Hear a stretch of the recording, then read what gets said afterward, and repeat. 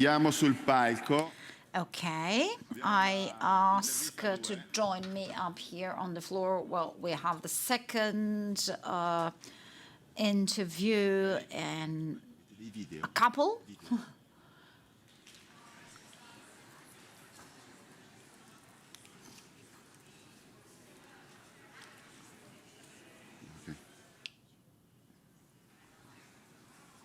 Per cortesia vi chiederei la gentilezza di prendere posto. If you can please take your seat, we can actually resume works. Okay. Allora, abbiamo adesso l'intervista. So we now have a new interview, and we're going to talk about designing. So I ask the floor Cesare Chichi, our partner architect and co-founder of 967 Arc, and Michele Rossi, co-founding partner from Park and Associati.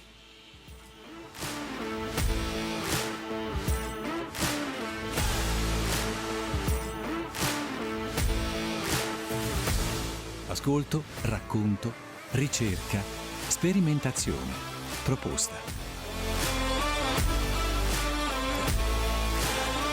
Un fil rouge per ogni scelta progettuale. In equilibrio tra funzione ed emozione. Lo sguardo del progettista si affianca a quello del regista nell'immaginare sequenze spaziali e articolazioni formali, in cui l'immagine in movimento diventa rappresentazione dell'architettura e della città.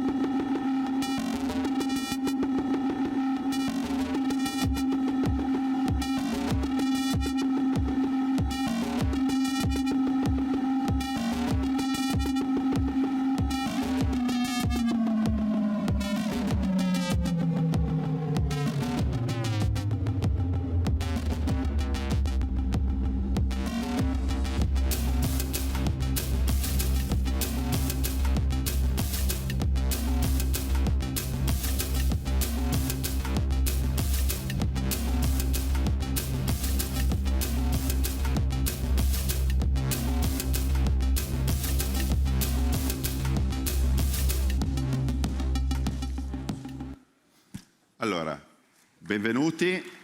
Grazie. Well, welcome. Tante immagini di Milano, direi che Many pictures from Milan. We cannot but say that Milan, whether you talk about companies, design or training, Milan is quite the heart of our industrial system. I would start with technology, since we closed by talking about augmented reality and artificial intelligence.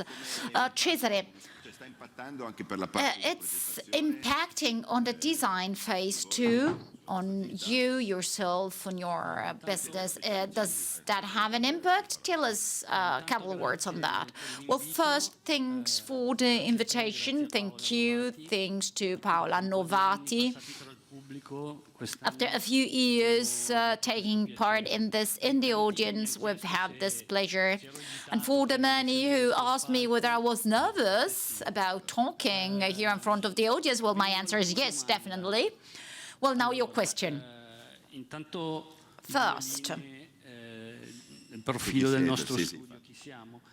who we are.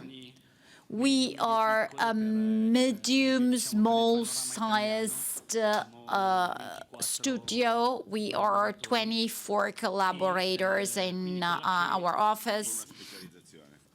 With a specialization, however. Yes, unfortunately, we are specialized. It's a golden cage, as I call it. Golden because that relates to the office world design segment, as you possibly saw in the pictures.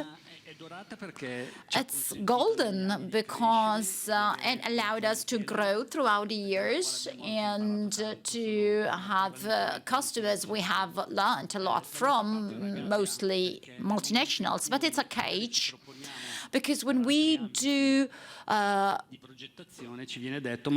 apply for our design sectors, they say, but you're good at designing offices.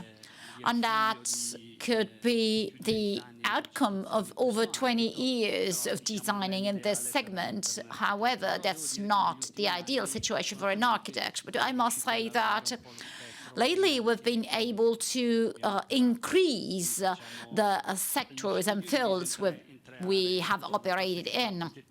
We have three parts in the studio: architecture, product design, and communication altogether. As we said before, communication has taken up a major weight. It has always had it, actually, but in this very moment, well-structured practice cannot do without what revolves around the dissemination of the project when it's come to its end.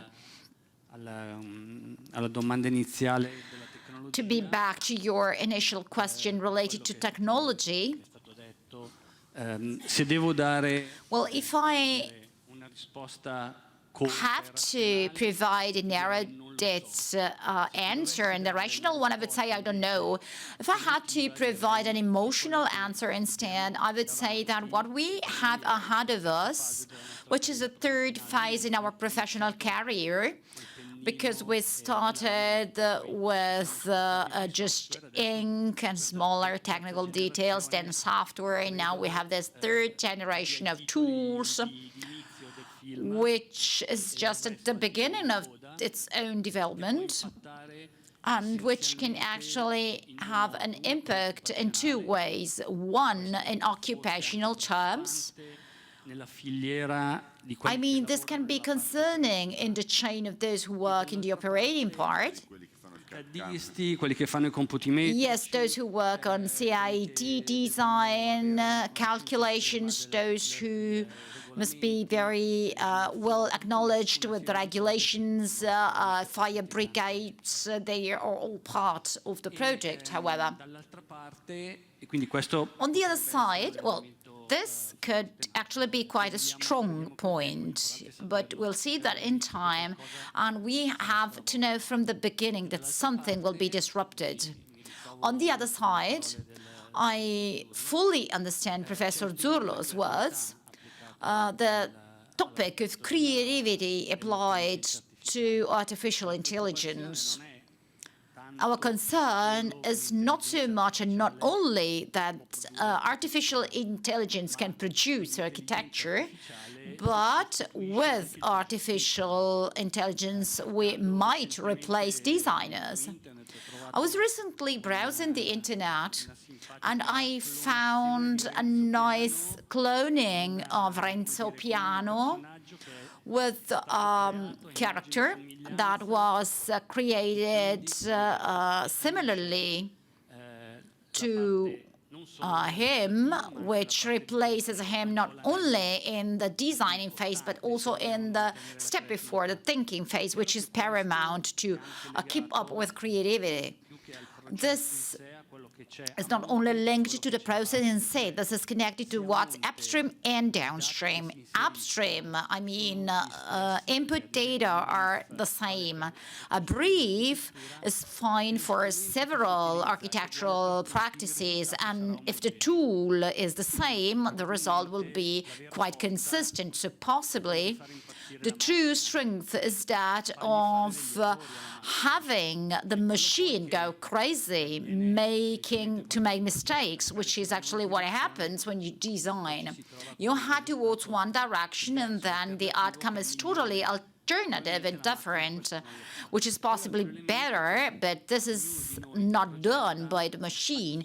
And all designers do pick from their own background of history, know-how, expertise, travels. That's a personal background. If you use the sophisticated machines that collect the background of many people, there is a risk of higher consistency. Couple of words for you, Park Associati. Park Associati was established 23 years ago with myself and Filippo Pagliani. We have always worked with interior design, architecture, and lately we have also dealt with product design and landscaping. Ed è uno studio che è nato già con l'idea dell'innovazione. Our firm started with innovation in mind, so we have already talked about this issue. Our DNA has always had this idea of an architectural firm to be contemporary with technology in its own hands. With the total rethinking and disruption of the profession of an architect, we decided to establish a firm on different pillars compared to what the reality was some 20, 30 years ago, which was usually based on reference master.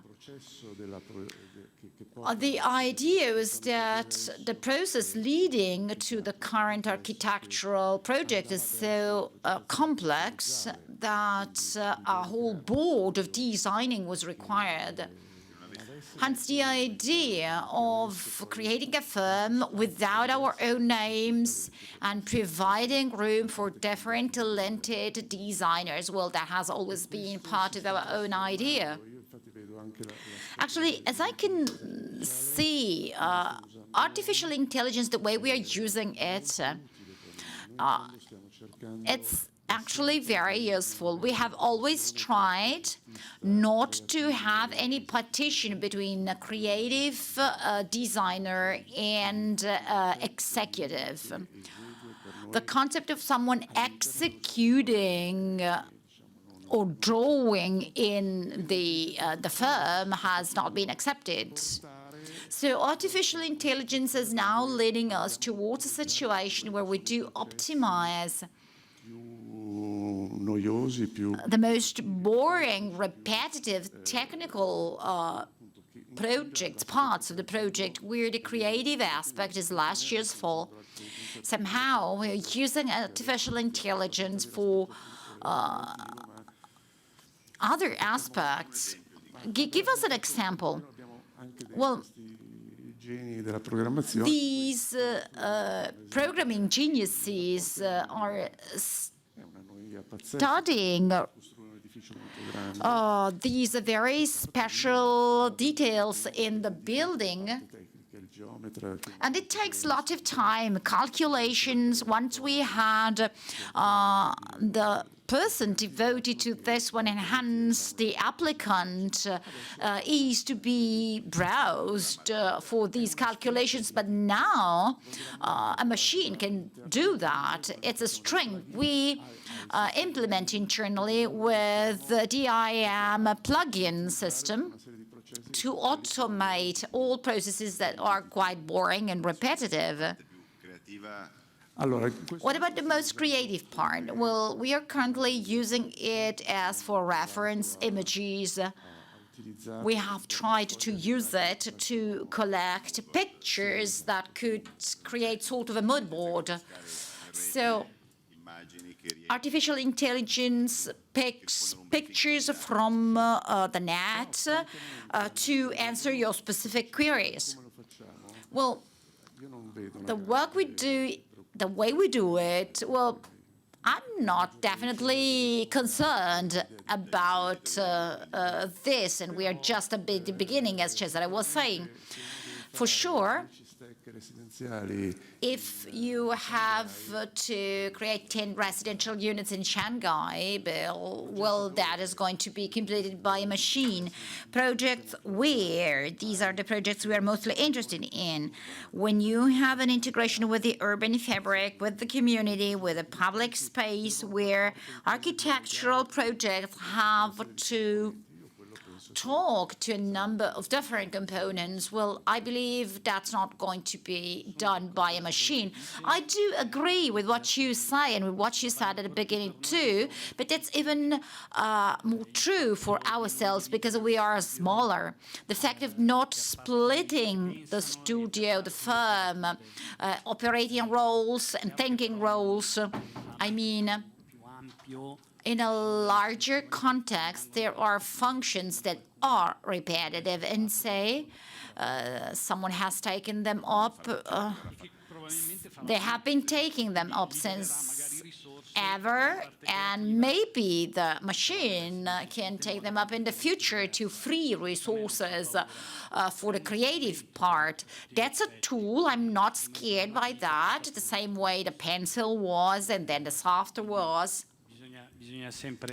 I believe we have to understand how that gets used compared to its own potentialities, which are unknown. We are in the beginning only. Well, your daily activity and you yourself, you said you are specialized in offices and headquarters, more specifically. What's the trend nowadays? What are you being asked for? Where are your clients heading to? Has anything changed before and after the pandemic? You have this special view in the corporate segment. Yes, our view is privileged. Che cosa è cambiato? What's changed?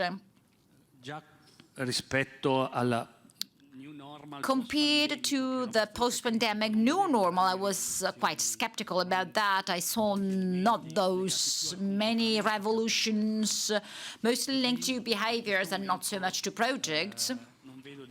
In the same way, in this moment, I'm not seeing any great disruptions as regards what our clients ask us for. Quite often, they have several overlappings of briefs, and there's also a communication issue we could talk about.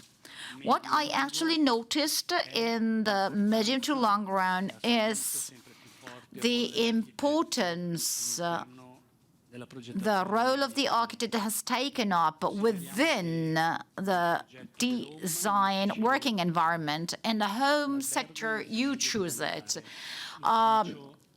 The hotel, you choose it.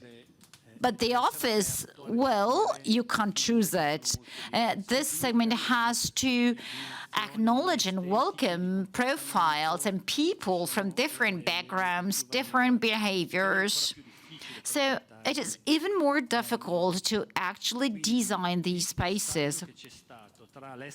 And the transition from being called by facility managers more technical profiles to profiles who deal with HR, well, that makes us understand how much more importance is assigned to the person in the architect. So you are talking to HR managers mostly at the moment, right?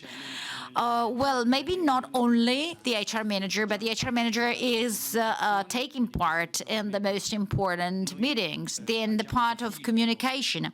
We are sort of filters between what the company has and what the company wants as the final stage.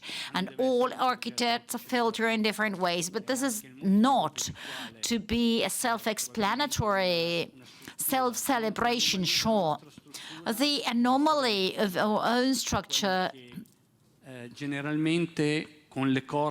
is the fact that usually very large architectural firms work with larger multinationals, 200 to 300 people.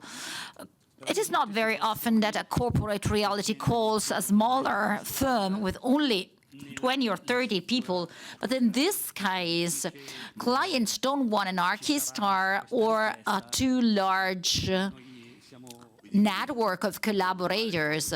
So the focus is the well-being of people. And what about communication? Do you have to understand the style?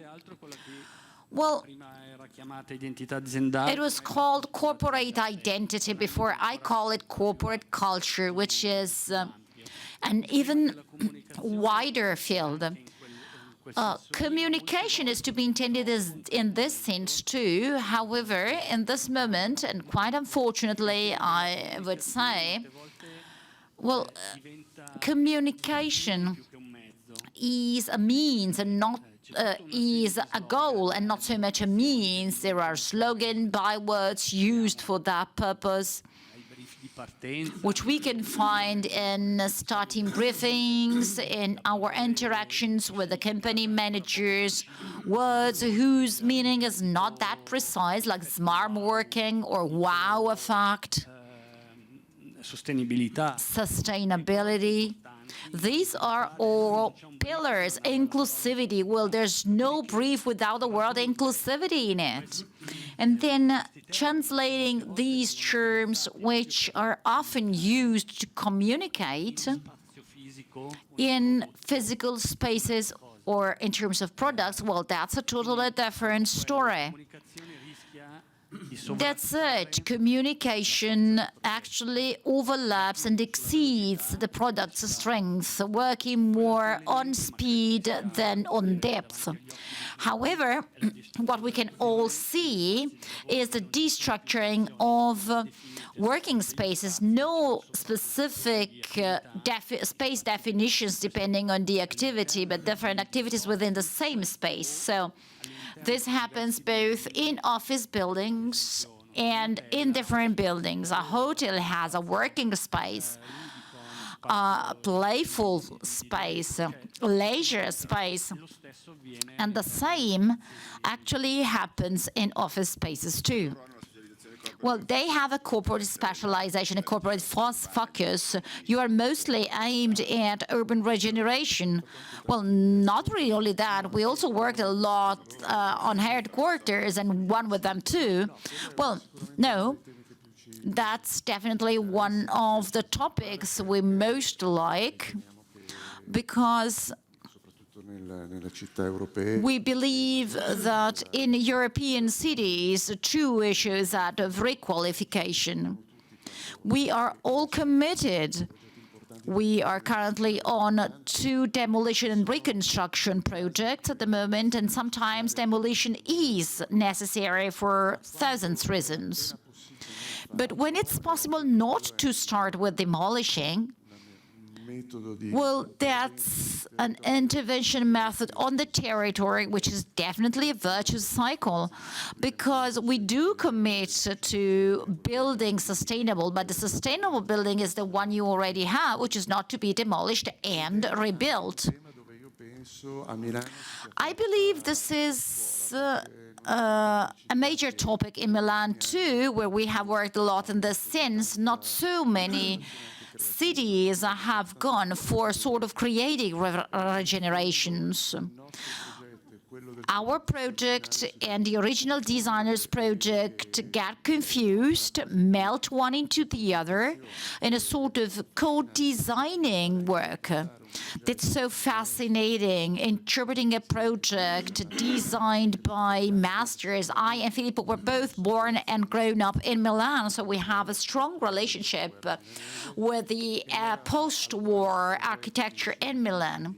And working on buildings designed by Magistretti, Zanuso, or the Soncini brothers, that has always been really important because it's put us in the condition to understand the reasons of the original project first, trying to lead them towards a more functional interpretation. So you had to literally step into the architect's shoes. And when we actually worked on an architect's work, which we admired, we have always tried to actualize the original design concepts.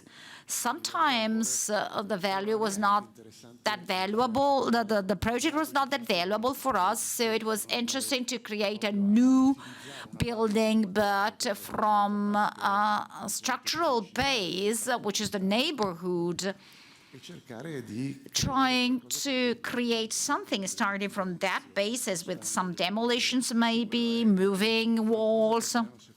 This is something we have witnessed quite a lot in Milan recently.